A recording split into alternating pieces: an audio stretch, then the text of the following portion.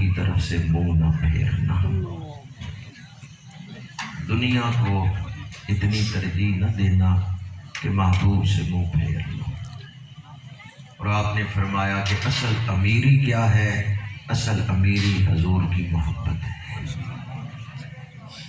آخری دن موت کی تیاری نہیں کر رہے تھے، محبوب سے ملنے کی تیاری کر رہے تھے، اور آخری سانس جو لیے ہیں اس محبت میں ڈوب کر لیے ہیں جس محبت میں ساری زندگی گزاری۔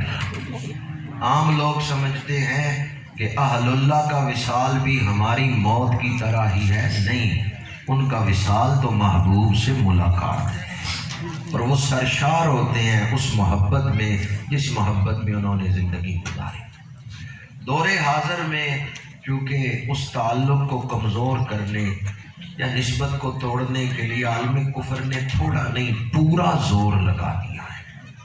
عالم کفر نے پورا زور لگا دیا اس محبت کو دلوں سے نکالنے کے لیے اور امت مسلمہ کے اخلاق کو برباد کرنے کے لیے۔ اور آپ دیکھ رہے ہیں اس وقت ہماری ایمانی حالت کیا ہے، اخلاقی حالت کیا ہے، کردار کیا ہے، اور ہماری سوچوں کا محور کیا ہے۔ حضرت خواجہ خواجگاں خواجہ نور محمد مہاروی رحمۃ اللہ تعالی علیہ، انہوں نے آج سے 250 سال پہلے جب 13ویں صدی شروع ہوئی تو پہلی رات یہ فرمایا تھا کہ وقت تیزی سے گزر رہا ہے، اور وہ وقت آ رہا ہے جب 1000 بندہ مرے گا تو ان میں مومن ایک ہی ہوگا، 999 کا خاتمہ کفر پہ ہی ہوگا۔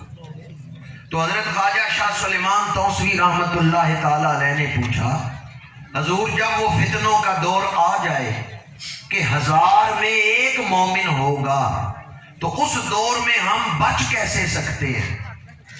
فتنوں سے اپنے آپ کو کون لوگ بچائیں گے؟ کون ہیں جو فتنوں کے دور میں بھی ایمان والے ہوں گے؟ تو آپ نے فرمایا جو حضور پہ درود پڑھیں گے اور جو بزرگوں سے جڑے رہیں گے۔ یہ 2 باتیں اس وقت آپ نے حضرت خواجہ شاہ سلیمان توسوی رحمۃ اللہ تعالی علیہ سے فرمائی۔ فرمایا جو فتنوں کے دور میں درود پڑھتے رہیں گے اور جو بزرگوں سے جڑے رہیں گے وہ فتنوں سے بچ جائیں گے۔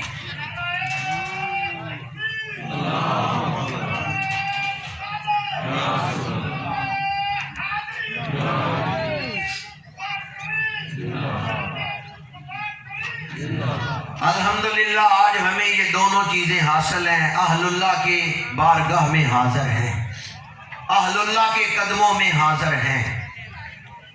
یہ گنبد شریف کی عمارت کو محض اینٹیں اور سیمنٹ نہ سمجھیں، یہ جلوہ گاہ حسن و عشق ہے، یہ سکون گاہ ہے۔